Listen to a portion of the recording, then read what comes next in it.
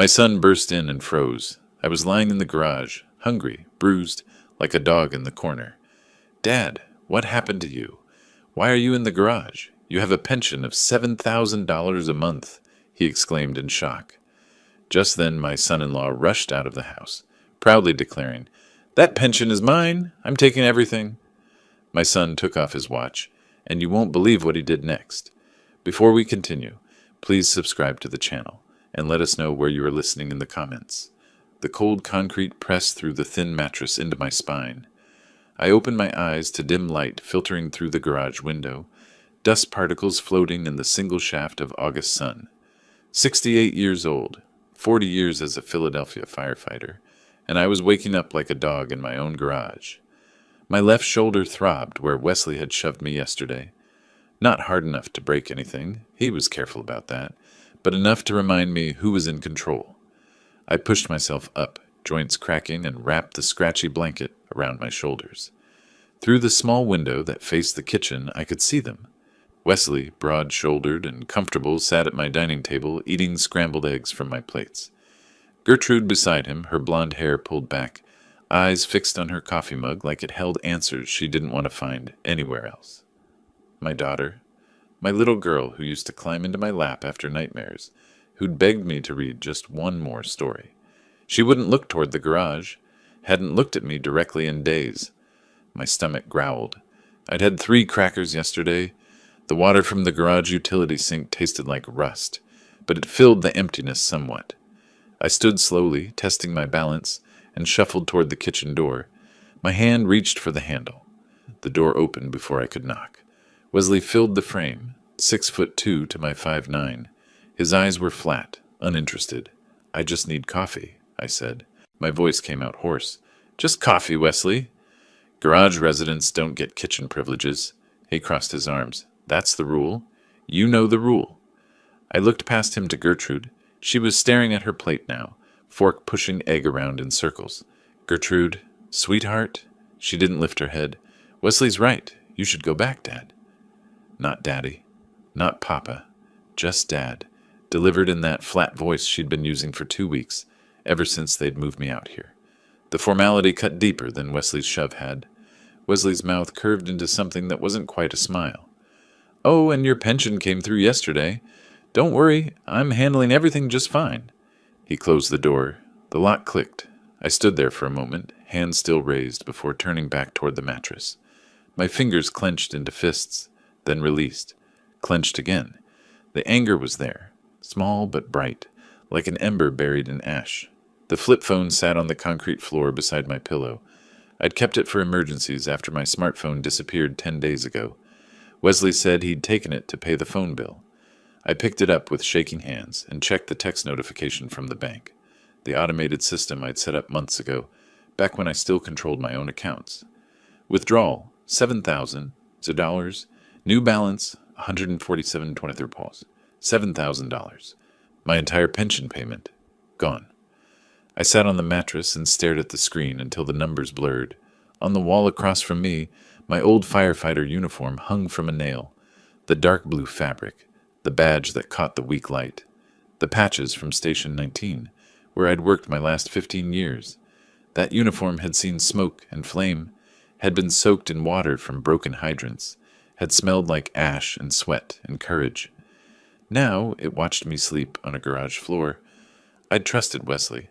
That was my first mistake. 3 months ago, when he'd offered to help with my finances, I'd thought he was being kind, responsible, a good son-in-law helping his retired father-in-law manage the bills. I'd signed the papers without reading them carefully. Gertrude had smiled and called me a good dad. Wesley had shaken my hand. The trap had already closed. I just hadn't felt it yet. Through the window, I watched Wesley laugh at something on the television, my television, in my living room. He'd rearranged the furniture last week, pushed my recliner into a corner, and replaced it with a leather sofa I'd never seen before. Charged to my credit card, probably. Everything was charged to my accounts now. I looked down at the flip phone again. Daniel's number was the only one programmed in. My son living 2 hours away in Harrisburg with his wife and kids. I hadn't spoken to him in 3 months. Wesley had taken my smartphone before I could call him, and this old flip had no credit left. The automated voice had made that clear yesterday when I'd tried. Insufficient credit. Please add funds to make this call. But I had no funds. Wesley had everything. I set the phone down and walked back to the window. My reflection stared back at me from the glass. Thinner than I used to be. Gray stubble on my jaw. Bruises yellowing on my shoulder. An old man. A defeated man. Except something in my chest had shifted. The ember was spreading. I'd spent 40 years walking into burning buildings while other people ran out. I'd carried unconscious victims down smoke-filled stairwells. I'd stood on rooftops while flames licked at my boots and figured out how to get my crew home alive. The Philadelphia Fire Department had given me 17 commendations. The mayor had shaken my hand at my retirement ceremony. And now I was sleeping in a garage, begging for coffee, watching a man steal my life piece by piece. Wesley thought I was broken. He thought he'd won. I touched the badge on my uniform, felt the cool metal under my fingertips. In a fire, sometimes you have to retreat, regroup, find another way in. Sometimes you look trapped, but you're just waiting for the right moment, positioning yourself. I turned from the window and sat back down on the mattress. The flip phone lay beside me, useless. My pension was gone. My home was occupied. My daughter wouldn't meet my eyes. But I wasn't done. I needed to understand exactly how I'd ended up here. When had the trap closed? Where had I missed the warning signs? I closed my eyes and forced myself to remember, step by careful step, how a respected firefighter had become a prisoner in his own garage. The memories came slowly, painfully, but they came. I sat on that mattress for a long time, forcing myself to trace back through the months. My hands gripped the edge of the thin fabric until my knuckles went white. The truth was there, waiting. I just had to stop being afraid of it. 6 months ago, everything had been normal. I'd been living alone since Martha died 4 years back, managing fine. The pension covered everything, mortgage paid off, bills manageable, even some left over for the grandkids' birthday gifts. Then Gertrude called. She and Wesley had lost their apartment. Something about unpaid rent, a dispute with the landlord. Could they stay with me? Just temporarily, just until they got back on their feet. I'd said yes immediately. She was my daughter.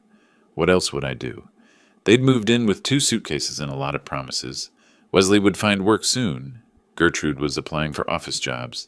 They'd be out in 2 months, 3 at most. I'd set them up in the guest room and spare bedroom, told them to make themselves comfortable. Wesley had started talking about finances within a week. The memory came into focus now, sharp as broken glass.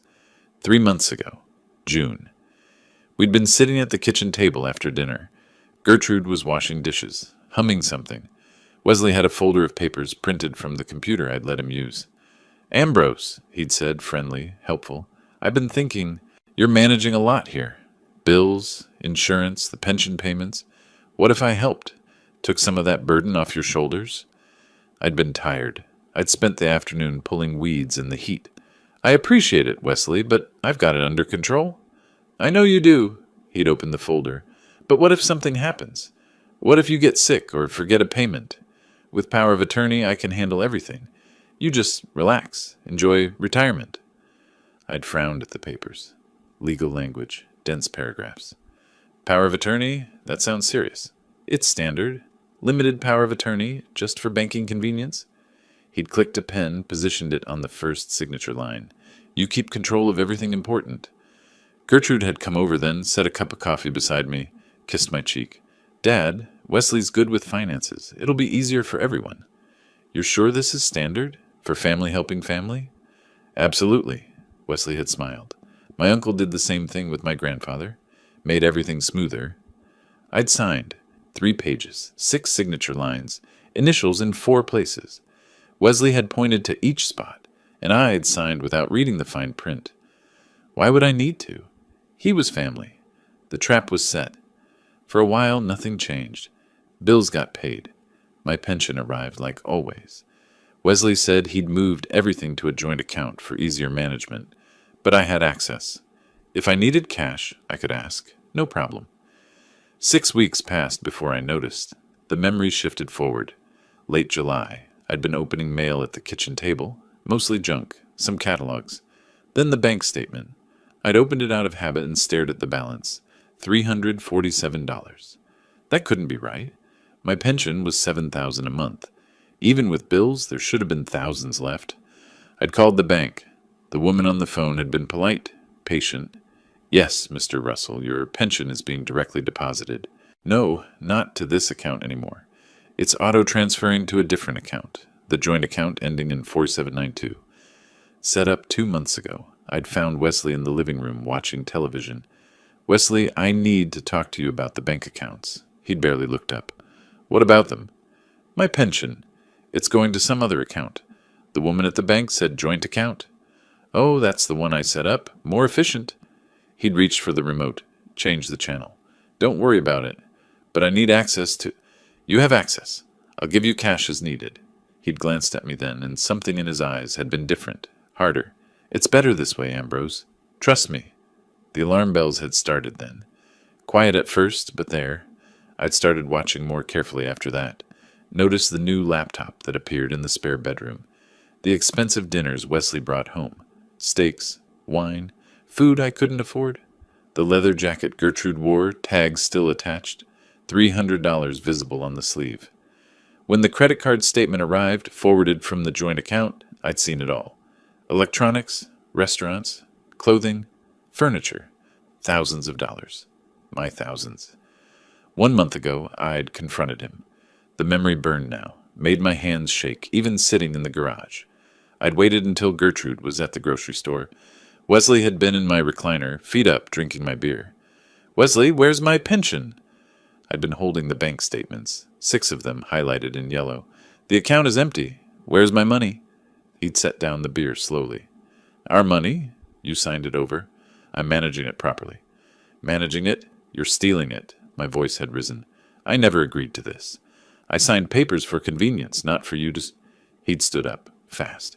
Suddenly he was close, using his size, his height. I'd stepped back instinctively. You signed the papers, he'd said, voice cold. It's legal. Power of attorney means I control the accounts. And if you make trouble, Ambrose, I'll have you declared incompetent. You're old, you're forgetful. You're clearly not capable of managing your own affairs. Nursing home. Think about it. The shove had come then. Not a punch. That would leave marks people would ask about. Just his palm against my chest, hard enough to send me stumbling backward into the wall. My shoulder had hit first, the same shoulder that throbbed now. Gertrude had come home 10 minutes later. She'd seen me holding my shoulder, seen Wesley sitting calmly with his beer. She'd looked at me, looked at Wesley, and said nothing. That's when I'd known. She was complicit. Not forced, not deceived. Complicit. 2 weeks ago, they'd stopped pretending. Wesley had called me into the dining room like I was an employee. Gertrude had been there, silent, hands folded. New arrangement, Wesley had said. You're using too much space in the house. The garage has everything you need. Mattress, sink, toilet. You stay out here unless you have permission to enter. I'd started to protest. He'd cut me off. Your choice, Ambrose. Garage, or I call social services and have you evaluated for senile dementia. Your call. I'd moved my mattress that night, carried it through the kitchen while they watched television. Now, sitting in the August heat with the flip phone dead in my hand, the full picture was clear. Every piece, every step of the trap. For weeks I'd been thinking like a victim. Trapped, helpless, afraid. But victims don't survive burning buildings. Firefighters do. And firefighters don't panic. They plan. They find the exits. They know the structure's weaknesses. They wait for the right moment. I stood and walked to my uniform, touched the badge again. Remembered, in a fire, sometimes you have to retreat to advance. Sometimes you look beaten, but you're positioning yourself for the next move. Wesley thought he'd won, thought I was broken. He was wrong. I looked at my reflection in the garage window. Older, thinner, bruised. But my eyes were different now, harder, clearer. I couldn't call Daniel, not yet. Not without a real phone. But Wesley had given me something valuable. Time. 2 weeks in this garage, watching them through that window. I'd learned their patterns, their routines. When Wesley left for his afternoon walks, when Gertrude took her long baths, where they kept the spare keys, how the house sounded when they slept. I'd learned something else too. I wasn't done fighting. Not even close. The next day, something changed. Something Wesley didn't expect. Friday evening, the garage had that particular quality of silence. Not peaceful, just empty. I sat on the old wooden chair I'd dragged from the corner, watching shadows lengthen through the window. My posture was different now, straighter. The bruise under my left eye had turned yellowish purple, 2 days old from Wesley's accidental elbow. But something inside me had shifted since yesterday's memories. I wasn't just surviving anymore. I was waiting. Then I heard it, the specific rumble of Daniel's Honda Accord, the one with the slightly loose exhaust he kept meaning to fix. My heart seized in my chest. Hope and dread collided like chemical reactions. Not now, not like this. He couldn't see me like this. But the engine cut off, car door slammed. Footsteps on the driveway. Through the small window, I watched the house. Couldn't see the front entrance from here, but I heard the door open. Heard Daniel's voice, warm and unsuspecting. "Hey, anyone home? Where's Dad?" A pause. Then Gertrude, too quickly voice pitched wrong. "Daniel, we didn't know you were coming. He's in the garage, working on something." Wesley's voice drifted out, casual but territorial. "Daniel, long time." I stood slowly, hands shaking. Part of me wanted to call out, warn him somehow. Another part wanted to hide, preserve the illusion that everything was fine, protect my son from the truth. But my legs wouldn't move either direction.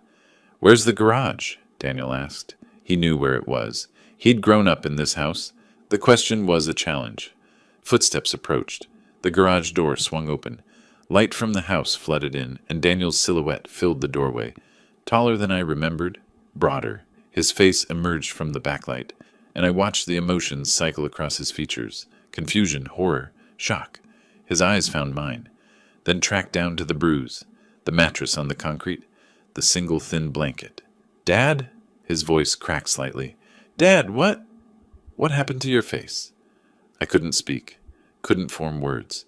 Just stood there like a specimen under examination. He crossed the space in 3 strides, gripped my shoulder.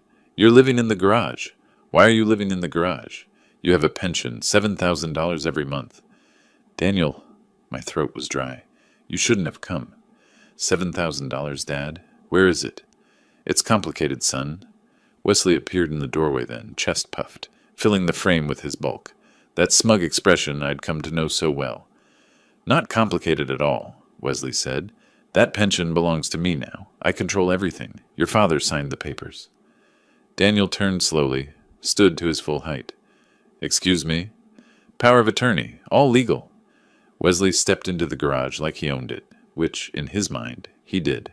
He signed it over. "The money's mine, the house is mine. Well, it will be. And this?" He gestured at the mattress, at me. "This is where he lives now. House rules." From the doorway, Gertrude's voice came weakly. "Wesley, maybe we should—" "Shut up, Gertrude." Wesley didn't even look at her. "Your brother needs to understand how things work here." Daniel's jaw tightened. His hand moved to his wrist, to the watch there. An Omega, stainless steel catching the light. I'd seen it before, Christmas 2 years ago. He'd been proud of it. Company gift for hitting targets 3 years running. He unclasped it. The click was loud in the silence. Waited in his palm for a moment, then set it down on the dusty workbench with deliberate precision. "This watch is an Omega," Daniel said, each word measured and cold. "Company gave it to me for hitting targets 3 years running. Worth about $8,000. He looked at Wesley. "Take it." Wesley blinked. "What?" "Take the watch. Take it and walk out of this house right now, before I make a phone call you won't like." The watch sat between them on the workbench. $8,000 in stainless steel and craftsmanship, sitting on sawdust and old oil stains. Wesley stared at it, then at Daniel, then at the watch again. His face went through calculations. Greed, suspicion, anger. Behind him, Gertrude had gone pale, one hand pressed to the doorframe for balance. "Take it," Daniel repeated. "Last chance." Wesley's mouth curved into that smile again, the one that said he'd already won. He reached down, lifted the watch, turned it over in his thick hands. "Nice watch," he said, setting it back down. "But why would I take $8,000 when I've got $7,000 coming in every month? For free?" Daniel's voice stayed level. That pension isn't yours. It is now. Power of attorney, kid. All legal. Wesley crossed his arms, confident. You want to call the cops? Go ahead. They'll tell you the same thing. Your old man signed it over. His choice. Daniel's hand slid into his pocket, pulled out his smartphone. Wesley's smile widened. Be my guest, Wesley said. They won't do anything. I've got the paperwork. The pension gets deposited into my account. This house? Once I get him declared incompetent, it'll be mine too. And he lives in the garage because those are the rules now. My rules. I watched Daniel's face. Watched something shift behind his eyes. He held the phone casually, angled away from Wesley. His thumb moved across the screen, but he didn't raise it to his ear. You're forcing him to live out here, Daniel said quietly. Not a question, a prompt. Forcing? Wesley laughed. He's free to leave any time. Find himself a nice nursing home. State-run facility for incompetent seniors. That's his other option. And you're spending his pension. My pension now, legally transferred. Like I said, paperwork's all in order. Gertrude made a sound from the doorway, almost a whimper. Wesley, maybe we should just... Daniel didn't look at her. His voice went cold. Don't. Not one word, Gertrude. Danny, you don't understand. We needed... I'll talk to you later. Daniel's eyes never left Wesley. Right now, I'm getting Dad out of here. Wesley stepped forward. He's not going anywhere. This is his home. Daniel moved to my side, put a gentle hand on my shoulder. Dad, get up. We're leaving. I stood. My legs felt weak, but Daniel's grip steadied me. Wesley blocked the door. You can't just... Move! Daniel's voice carried something I'd never heard before. Not anger. Something colder than that. Authority. Wesley hesitated. For the first time since this started, I saw doubt flicker across his face. Then he stepped aside. Daniel guided me past him, past Gertrude, who pressed herself against the wall, through the house that used to be mine. I didn't look at the furniture, the rearranged rooms, the life they'd built with my money, just kept walking. Daniel's hand steady on my shoulder until we reached his car. He opened the passenger door, helped me in like I was fragile. Maybe I was. We pulled out of the driveway. I watched the house recede in the side mirror. Wesley stood in the doorway, arms crossed, still wearing that confident smile. He had no idea what Daniel had just done. The car felt like a different world, clean, warm, safe. I sat in the passenger seat, hands folded in my lap, watching Philadelphia suburbs slide past the window. Evening lights coming on, people in their houses living normal lives. You shouldn't have seen that, I said finally. Daniel's hands gripped the steering wheel. His jaw was tight. How long, Dad? How long has this been happening? 3 months since the papers. 2 weeks in the garage. The bruise? I touched my eye without thinking. 2 days ago. He gets angry when I ask questions about the money. The muscles in Daniel's jaw worked. He said nothing else until we pulled into a Holiday Inn Express parking lot. Got out, came around, opened my door like I might break if handled roughly. We walked to the lobby together. He paid with a corporate credit card, told the desk clerk, visiting family. Got 2 key cards. The elevator ride was silent. The hallway was silent. He unlocked room 214, held the door. 2 beds, clean white linens, television, bathroom with actual hot water. I stood in the middle of the room and felt something crack inside my chest. Sit down, Dad.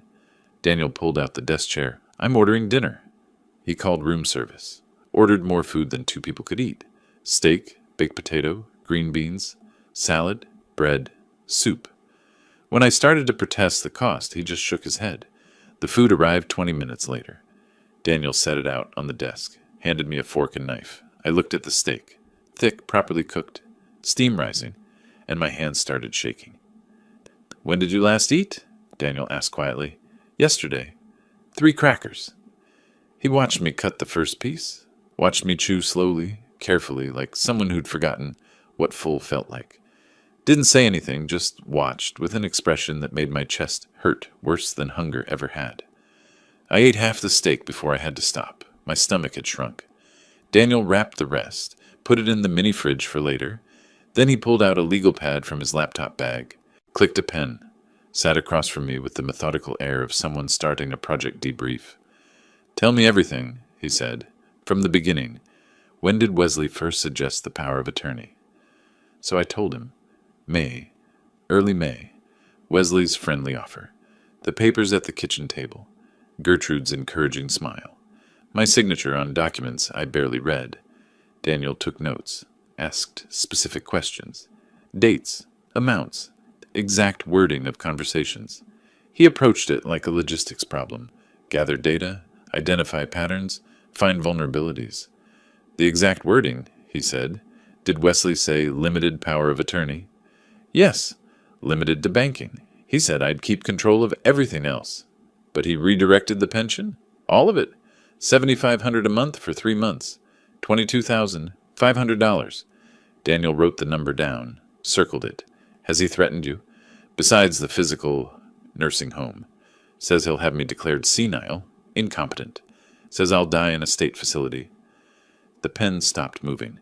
Daniel looked up. Something dangerous flickered behind his eyes, then disappeared back into professional calm. This is elder financial abuse, he said. Pennsylvania has specific laws, and a legal eviction. You own that house, right? Paid off 15 years ago. Deeds in my name. Then he committed a crime. Multiple crimes. I shook my head.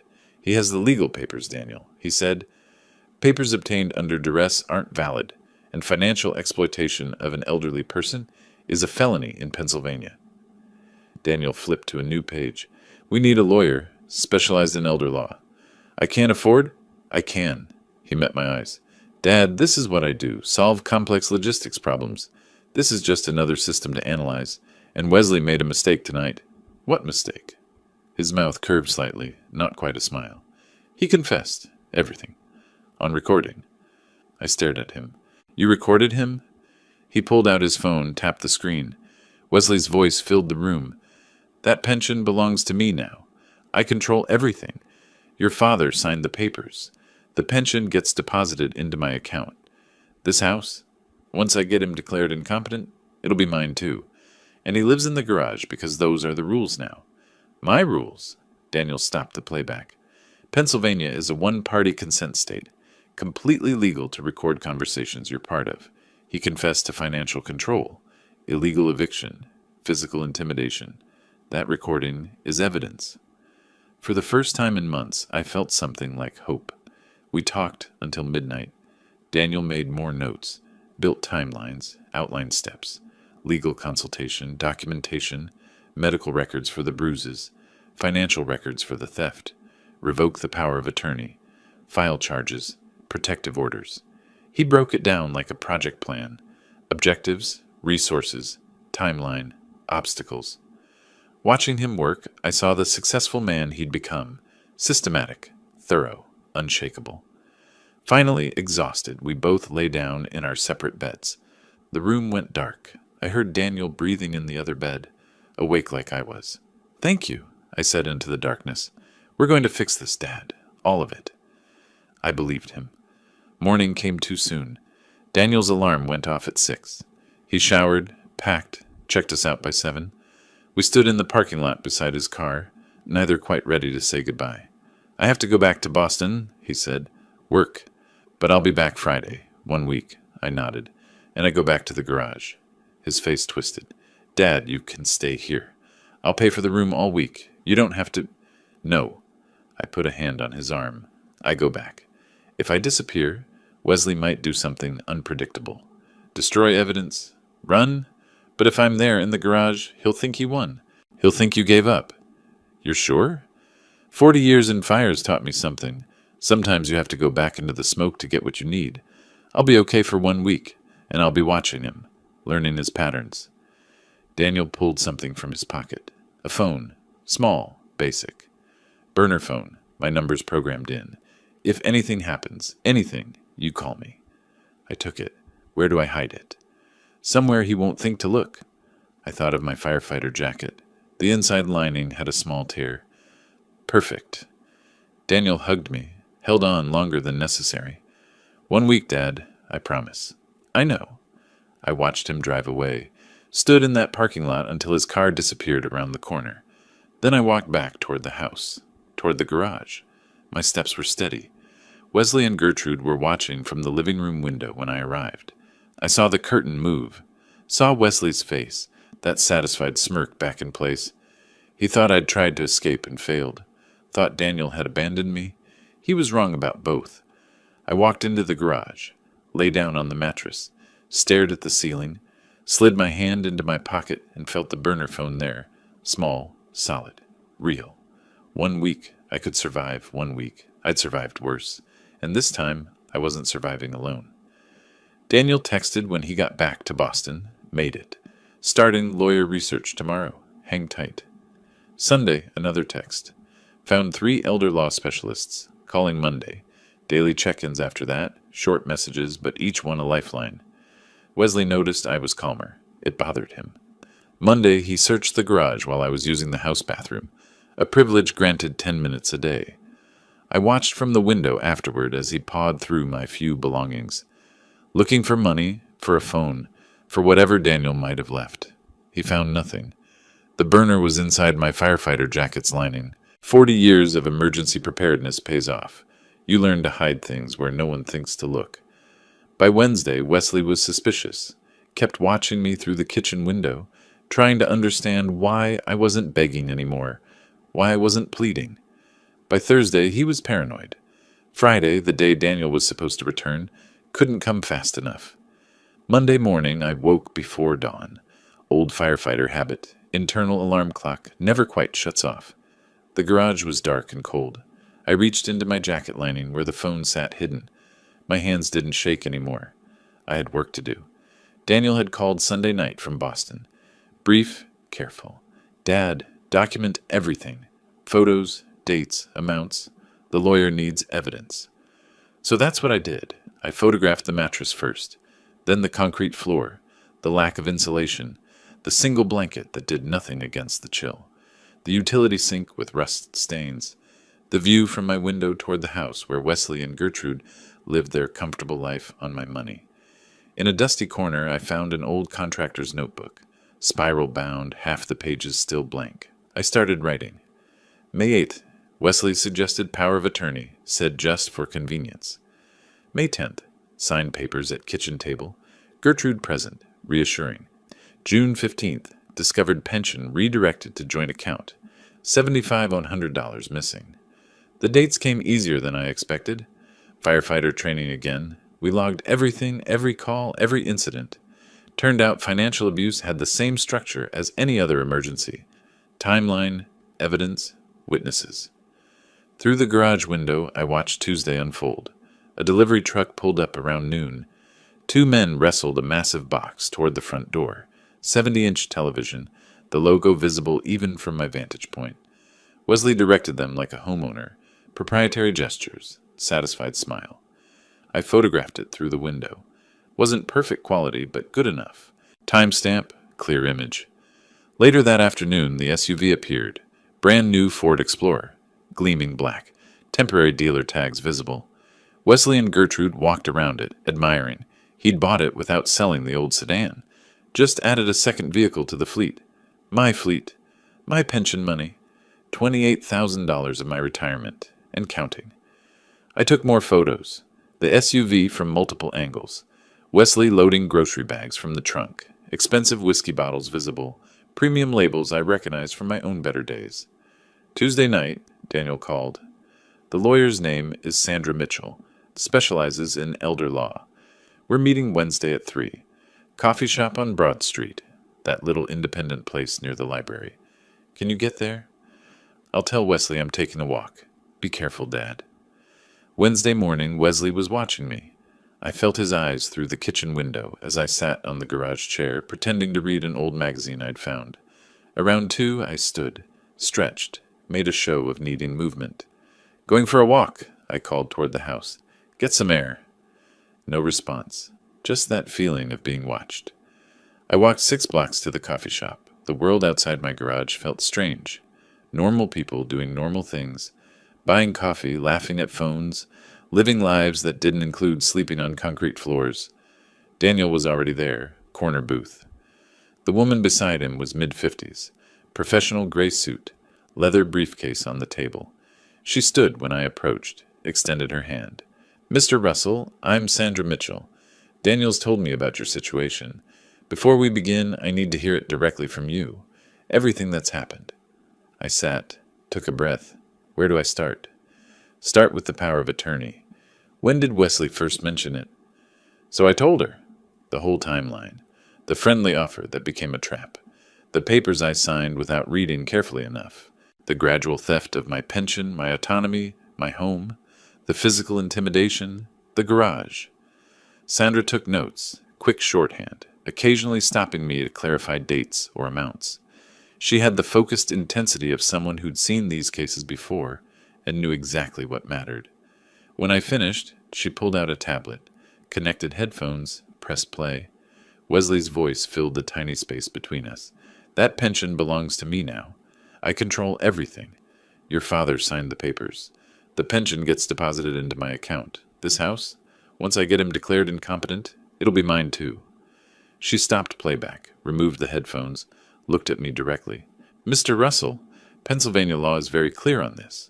Financial exploitation of a person over 60 is a felony. If you can prove the power of attorney was obtained through coercion, and that recording certainly suggests it was, the document is voidable. But Wesley says it's legal. He says the police won't help. He's wrong. She pulled papers from her briefcase. What he's done is elder financial abuse. Pennsylvania takes it seriously. Additionally, evicting you from your own home, that's illegal detention and property theft. She paused. So we can stop him, but more importantly, we can charge him. Criminally. The word hung in the air. Criminally. Daniel leaned forward. Tell her about your documentation, Dad. I showed her the notebook, the timeline, the amounts, the specific dates and incidents. Sandra studied each page, nodding. This is excellent. Detailed. Specific. This will be powerful in court. She looked up. You were a firefighter? 40 years. Philadelphia Fire Department. That training is saving you now. She scrolled through the photos on the burner phone Daniel had shown her. These images, your living conditions, clear evidence. Combined with the recording, she set down the phone. Mr. Russell, we have a strong case, but we need one more thing. What? Medical documentation. The bruises, the weight loss. We need a doctor to examine and document them officially. Can you do that? When? Tomorrow, if possible. The fresher the documentation, the better. We talked for another hour. Sandra outlined the legal process. Revoke the power of attorney, file for protective orders, pursue criminal charges, recover the stolen pension. Each step precise, methodical, achievable. I'd spent 3 months feeling helpless. 40 minutes with Sandra Mitchell, and I had a plan. When we left, Daniel walked me partway back, stopped at the corner 2 blocks from the house. You okay, Dad? I'm okay. He hugged me. 1 more week, maybe less. I walked the last 2 blocks alone. Something felt wrong before I even turned onto my street. Wesley's SUV was parked crooked in the driveway, like he'd been in a hurry. The garage door was slightly open. I always closed it completely. My hand went to my jacket pocket, touched the outline of the burner phone. Still there. But something had changed. I could feel it. I pushed open the garage door. Wesley sat on my workbench, legs dangling, holding something in his hand. As my eyes adjusted to the dim light, I saw what it was. Pieces of a phone. A phone just like the one in my pocket. My hand flew to my jacket. The pocket was empty. The lining torn open. He'd found it. My mattress was overturned. The firefighter jacket lay crumpled on the concrete, its interior lining ripped. My few belongings scattered across the floor. He'd torn the place apart. Wesley held up the shattered phone, screen dangling in fragments. His smile was triumphant. What's this, Ambrose? Where'd you get a phone? I made my voice small, submissive. Daniel gave it to me, just to call him sometimes. Daniel gave it to you. Daniel who took you away last week.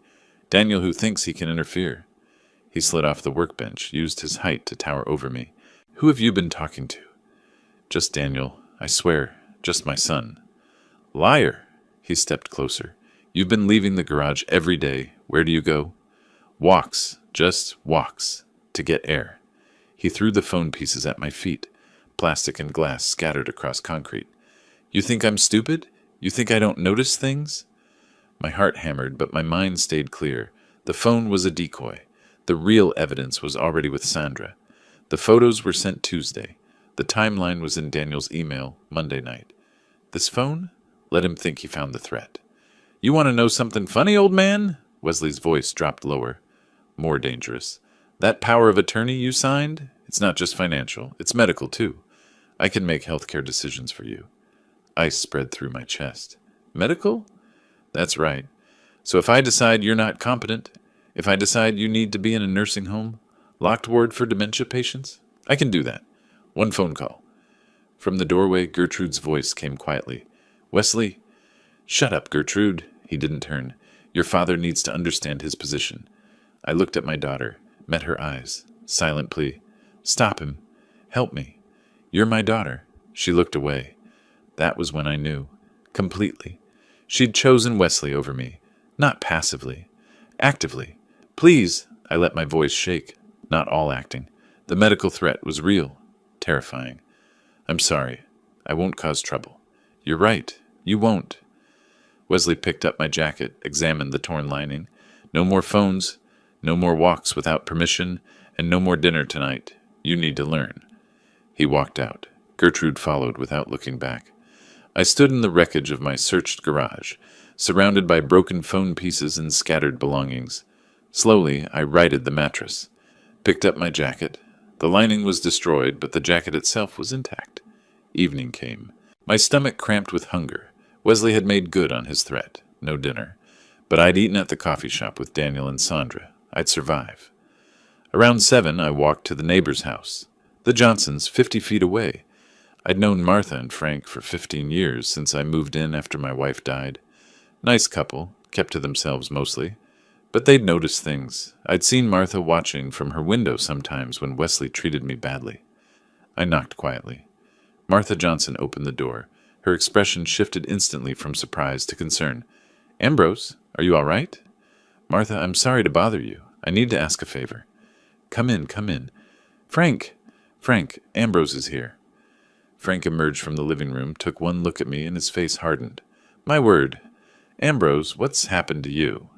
In their warm kitchen, with coffee Martha insisted on making, I explained. Not everything. Didn't mention the lawyer yet. But enough. Wesley had taken my phone. I needed to communicate with my son. Family matters being handled. Martha and Frank exchanged a long look. Years of marriage, reading each other without words. Ambrose, Martha said carefully. We've been worried. We see things. How you live in that garage. It's being handled, I said. I have help. I just need a way to communicate. Frank stood decisive. Use our phone anytime, day or night. We mean it. How long has this been going on? Martha asked. Months, but it's ending soon. She reached across the table, put her hand over mine. We should have said something sooner. We should have done something.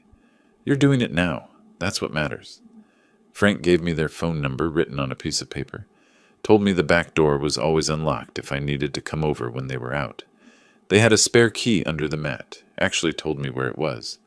I walked back to my garage, feeling less alone than I had in months. That night, from the Johnsons' house, I called Daniel.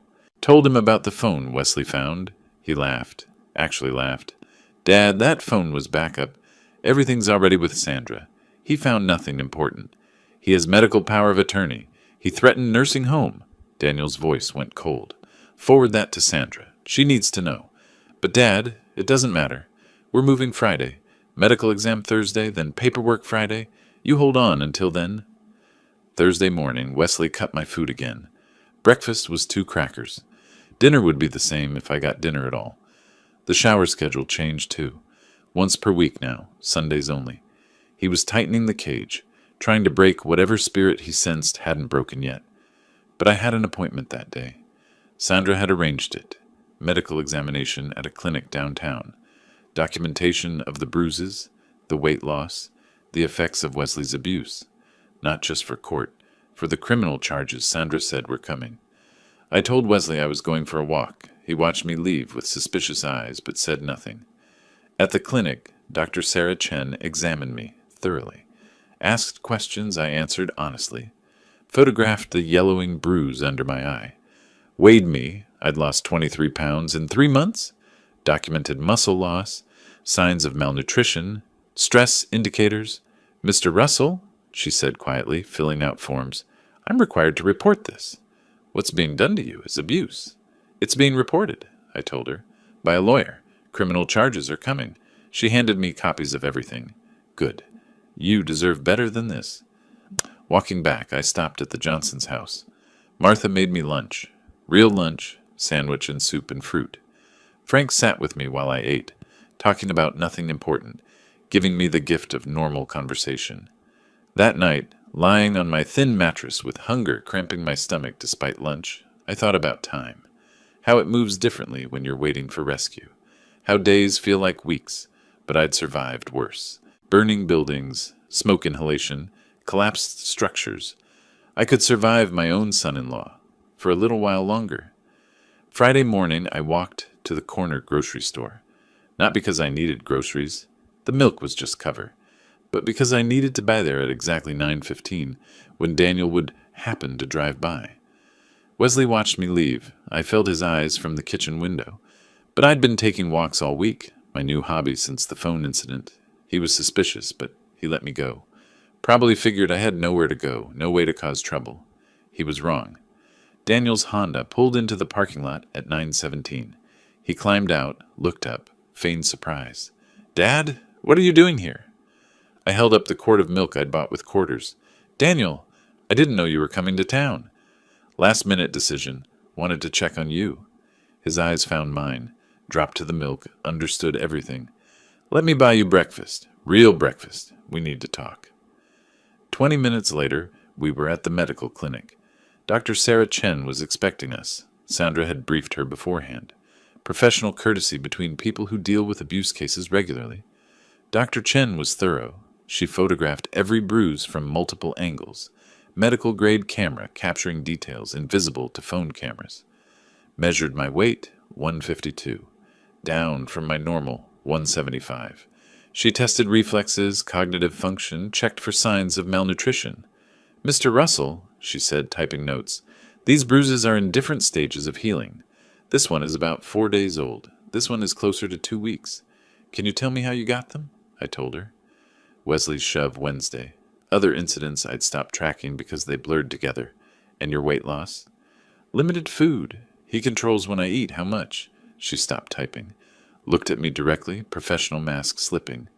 "Mr. Russell, I'm required by law to report suspected elder abuse. But I want you to know, I'm not just reporting this because I have to. I'm reporting it because what I'm seeing here is clear evidence of systematic abuse. No one should live like this." Her written report was 15 pages. Detailed measurements, clinical observations, photographs attached. She used terms like deliberate deprivation and pattern consistent with long-term physical abuse, medical language that would carry weight in court. The weekend crawled. Sandra was finalizing documents, triple-checking evidence, preparing filings. Daniel stayed at a hotel but visited Saturday and Sunday, bringing food, making sure I ate properly for the first time in months. Monday morning, Sandra called from the Johnsons' phone. "Mr. Russell, the documents are filed. All 3 actions. Wesley will be served Wednesday." What happens then? He has to respond. But more importantly, I've requested emergency temporary orders. We should hear back within 48 hours. Temporary orders. Freezing his access to your accounts. Allowing you back in your house. We can't wait for the full trial. You need protection now. Wednesday afternoon, I was in the garage when I heard shouting from the house. Wesley's voice, loud and rising, then Gertrude's, high-pitched with panic. The process server had arrived. Through the window, I watched the scene play out. Wesley tearing open the envelope, reading, his face cycling through confusion to comprehension to rage. "Gertrude!" he bellowed. She came running from the kitchen. He waved papers at her. "Your father's suing me. He got a lawyer. He's trying to take everything back." Her voice carried clearly. "Adult Protective Services?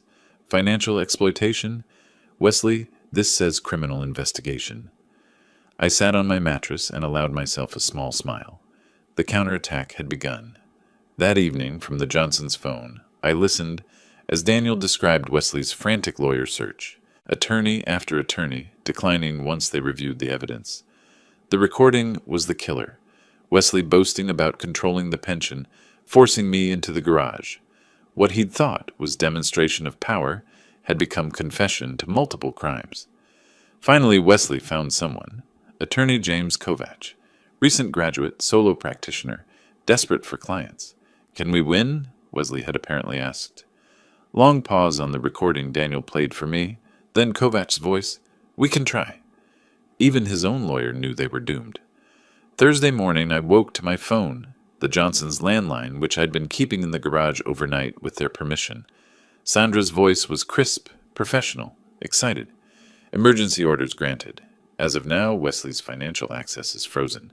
And Mr. Russell, you have the right to move back into your house. Today.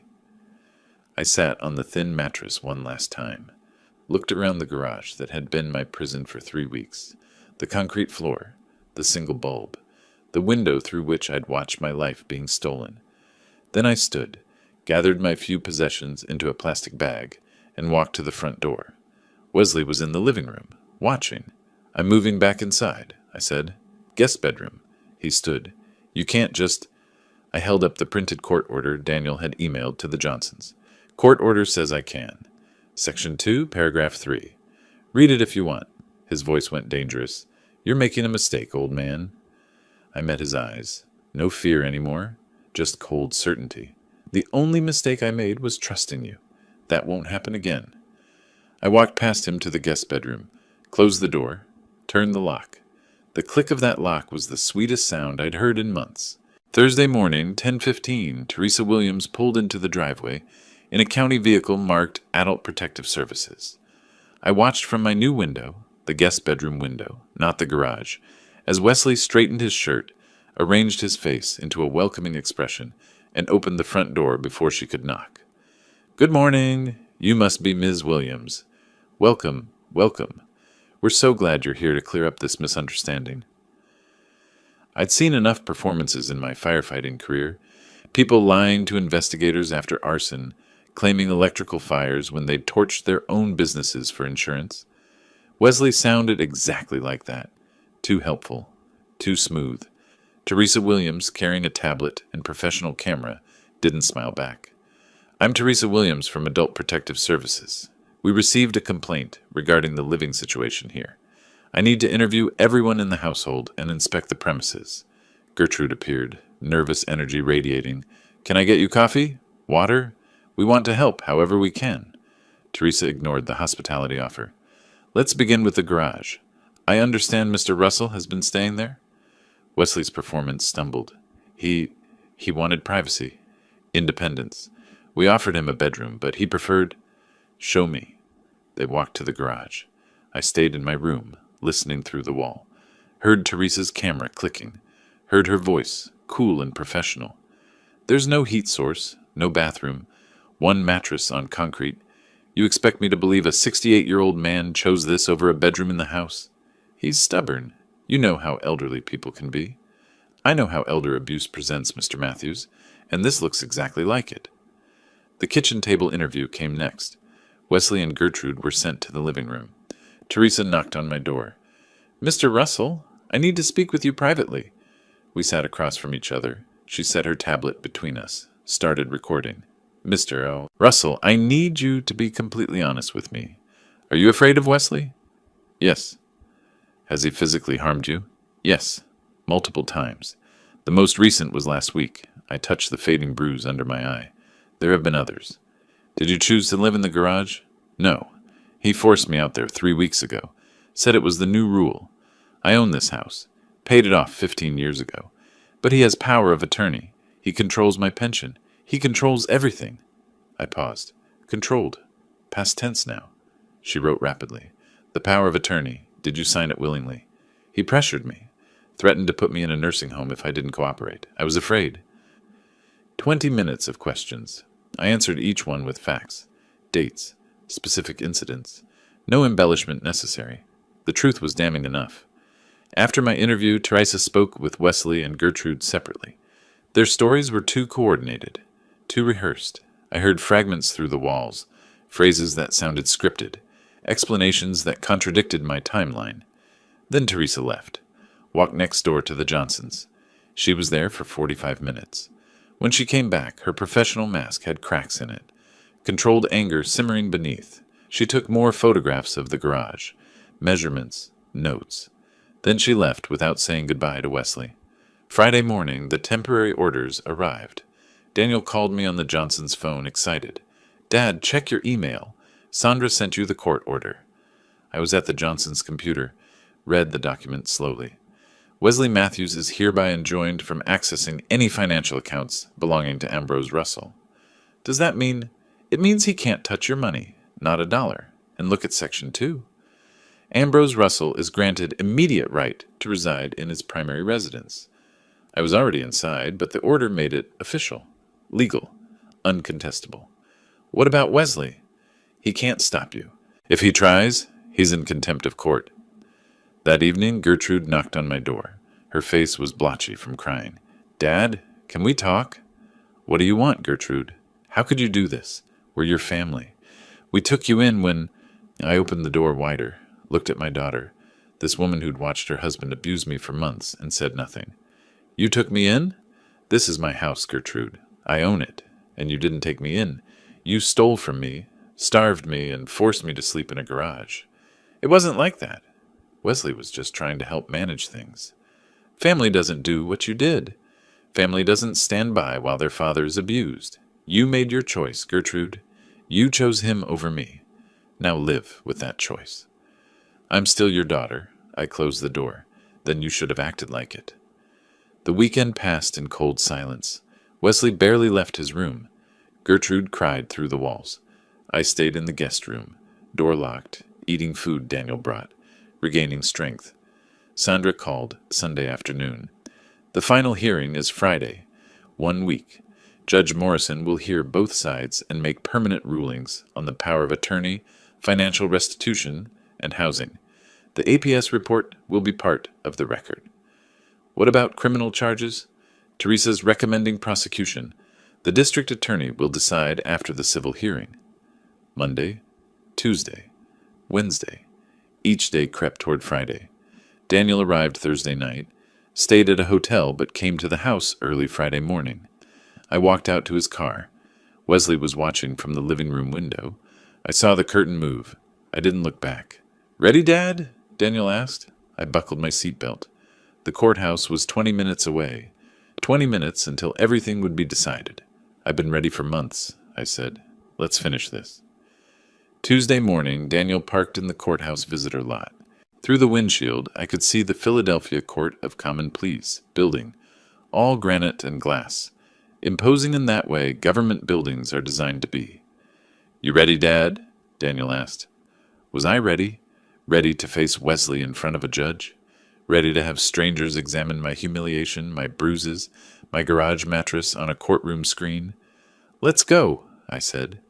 Because ready or not, this was happening, and I'd rather face it standing than hide from it beaten. Sandra was waiting outside courtroom 5, navy suit, leather briefcase, the picture of professional confidence. She shook my hand. "Good morning. How are you feeling, Mr. Russell?" "Nervous. Ready." "That's good. Nerves keep you sharp." She glanced at her watch. "The judge has allocated 2 hours for this hearing. I'll present our evidence first.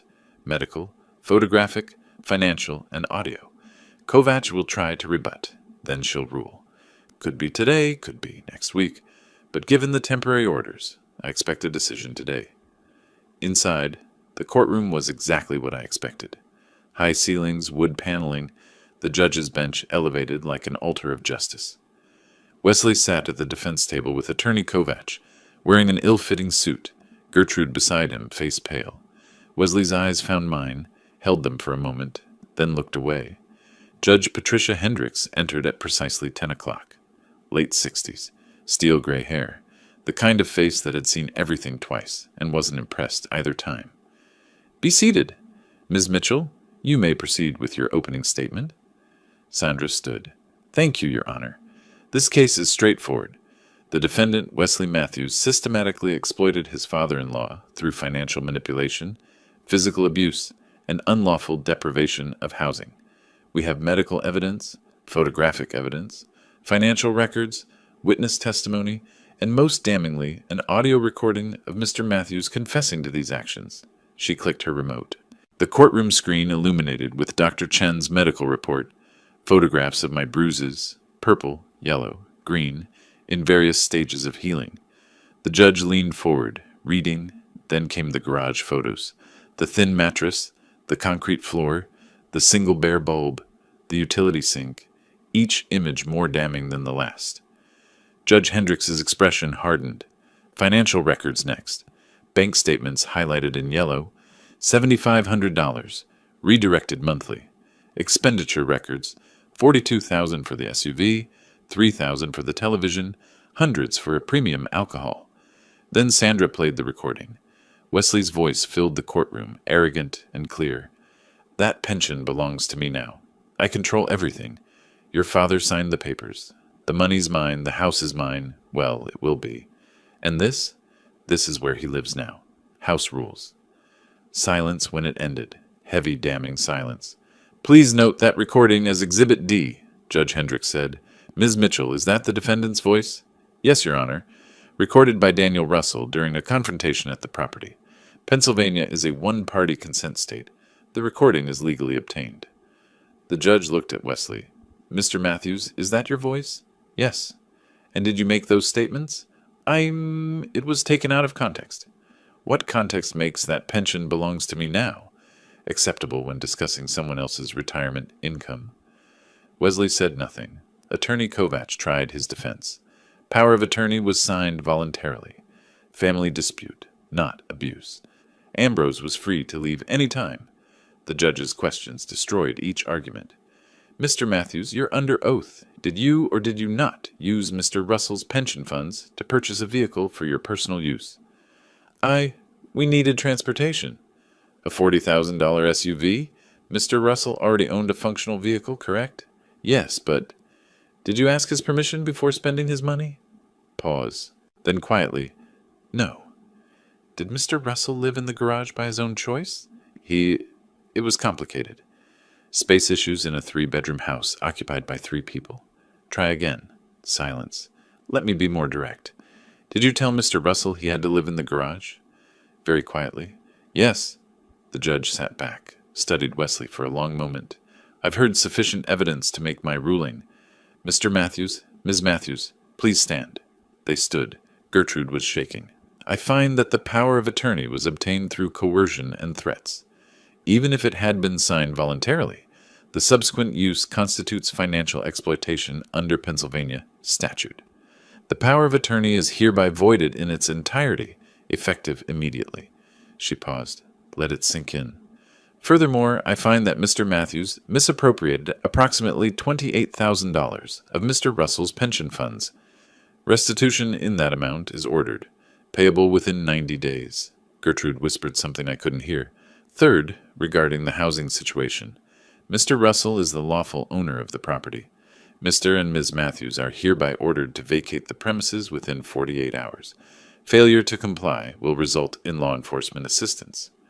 Wesley's face went pale. 48 hours? That's Thursday at noon. Finally, I am issuing a protection from abuse order. Mr. and Ms. Matthews are prohibited from contacting Mr. Russell or coming within 500 feet of his person or property. Long pause. One more thing. The evidence presented here suggests criminal conduct, specifically financial exploitation of an older adult, which is a felony in Pennsylvania. I am referring this matter to the Philadelphia District Attorney's Office for review and potential prosecution. The gavel struck. Court is adjourned. In the hallway, Gertrude approached me, crying, Dad, please. We didn't mean... I stepped back. Don't. Just don't. We'll pay you back. We'll make this right. You had months to make it right. You chose not to. Daniel positioned himself between us. The judge issued a no-contact order. You need to leave. Wesley pulled Gertrude away, his voice venomous. This isn't over. Sandra stepped forward.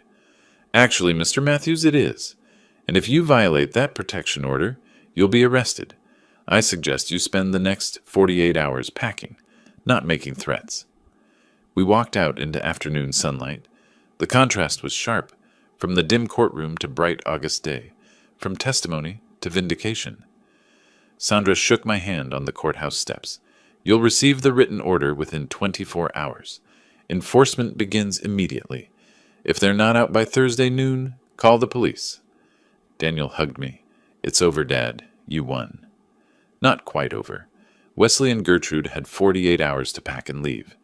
Thursday at noon, I'd walk back into my home, truly mine again. But standing there on those courthouse steps, breathing free air, knowing the judge had seen the truth and ruled in my favor, that felt like winning. Tuesday evening, we sat in Daniel's hotel room. Sandra had gone home, but she'd left us with copies of the court order, highlighted sections marking our victories. "You should stay here until they're gone," Daniel said. "I've already paid for the room through Friday." I nodded. I wasn't afraid of Wesley anymore. The court had neutered him, but I didn't want to watch him pack. Didn't want to share space with him for even one more night. "Thursday noon," I said, reading the order again. "They have to be out by Thursday noon. 2 more days. I can wait 2 more days." Wednesday afternoon, I drove past the house, saw boxes through the windows, chaos of frantic packing. Gertrude spotted me from the living room, came outside, face streaked with tears. "Dad, please, can we talk?" I kept the car running but rolled down the window. "What is there to say, Gertrude?" "I'm sorry. I know I should have stopped him. I should have protected you."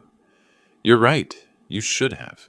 You made your choice when you let him put me in that garage, when you stood by and watched him starve me." I was scared. Wesley, he controlled everything. I didn't know how to. I was scared too. I was 68 years old, being beaten and starved, and you're my daughter. You should have helped me. "I know. I'm so sorry." "I love you, Gertrude. You're still my daughter. But the trust is broken. Maybe someday we can repair it. But right now, I need you to leave my house and let me heal." She sobbed. "I understand. Goodbye, Gertrude." I drove away without looking back. Thursday at 11:45, Daniel and I stood in the driveway. At 11:52, a U-Haul pulled out, Wesley driving, Gertrude in the passenger seat, both staring straight ahead. The truck disappeared around the corner. Silence. Then I walked to the front door. My door. Inserted my key. Stepped inside. The house was empty of their presence. Keys on the kitchen counter. Rooms cleared. The silence was different now. Not oppressive, but peaceful. "Welcome home, Dad," Daniel said behind me. Friday became Restoration Day. The locksmith arrived at 9. Changed every lock. Front door, back door, garage, basement.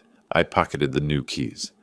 "The old keys are useless now," the locksmith confirmed. "Good," I said. "I want him to have nothing that works here anymore." At the bank, the manager closed my old accounts, opened new ones with 2-factor authentication. Even if Mr. Matthews tried to present the old power of attorney, our system would flag it immediately. "It's really over then," I said, "from a banking perspective?" "Yes, sir. Your money is yours again." Security cameras came next. Front door, back door, motion sensors. The technician showed me the monitoring app on my phone. "You can see who's at your door before you answer," he explained. Layer by layer, I reclaimed control. Physical security, financial security, peace of mind. Saturday morning, the Johnsons arrived with a still warm apple pie. "Welcome home, Ambrose," Frank said. "Properly home." "Thank you. For the pie and for everything. For testifying. For letting me use your phone. For caring." "We should have done more sooner," Martha said. "You did enough. You did what mattered." We sat in my living room again, sharing coffee and pie, talking about normal things, weather, neighborhood gossip, the upcoming block party, normal conversation, a gift I hadn't realized I'd lost until I had it back. After they left, Daniel and I sat together in comfortable silence.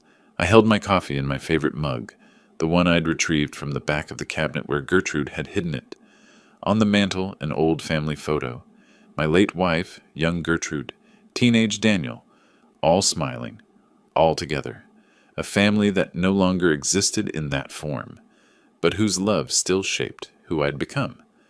"How are you feeling, Dad? Really?" "Tired, relieved, strange." "Strange how?" "I'm in my own house, drinking coffee from my own cup, sitting in my own chair. Things that were normal 6 months ago feel like luxuries now. They should never have been taken from you. No, they shouldn't have." I paused. "You know what I keep thinking about? 40 years I spent running into burning buildings, saving people, and I never thought that someday I'd need to save myself from my own family. But you did save yourself. You fought back. You won." "I did, with your help." I looked at him. "What you did, coming when you did, believing me, finding Sandra. I couldn't have done it alone. You shouldn't have had to do it at all. But I'm proud of you, Dad. Standing up to Wesley, gathering evidence, going through that hearing, that took courage. I smiled slightly. Even at 68, you can still be strong. You can still fight. You can still win. What's next for you? Living. Just living. In my house. With my pension. On my terms. That's enough? 1 month later, the mail brought news. First, a formal notification. Wesley Matthews charged with felony financial exploitation, facing 2 to 4 years in prison. Second, a handwritten letter. Gertrude's careful script. Dear Dad, I know this letter can't fix what I did. I know sorry isn't enough, but I need you to know. I cooperated with the prosecutors. I told them everything. They offered me probation if I testified against Wesley, and I took it. Wesley's facing prison now. I'm ashamed it took losing everything to see what he was. What I let him do to you, I don't expect forgiveness. I don't deserve it. But I hope someday, maybe years from now, we might talk again. I love you, Dad. I always did. Gertrude. I read it twice, then folded it carefully and placed it in my desk drawer. Not thrown away, not answered yet, just saved. For later, for someday, for when I was ready. Maybe we'd talk again. Maybe we wouldn't. I'd decide on my own timeline. That evening I sat in my living room as the sun set, my house, my chair, my life. Outside, the Johnsons were working in their garden. A couple walked their dog past my driveway. Normal suburban evening. I'd spent 3 months in that garage. 3 months afraid, hungry, humiliated. But I'd survived. More than survived. I'd fought back and won. The pension was mine. The house was mine. The dignity was mine. And sitting there in the peaceful silence of my restored life, that was everything. If you like this story, please like this video, subscribe to the channel, and share your impressions of this story in the comments. To listen to the next story, click on the box on the left. Thank you for watching.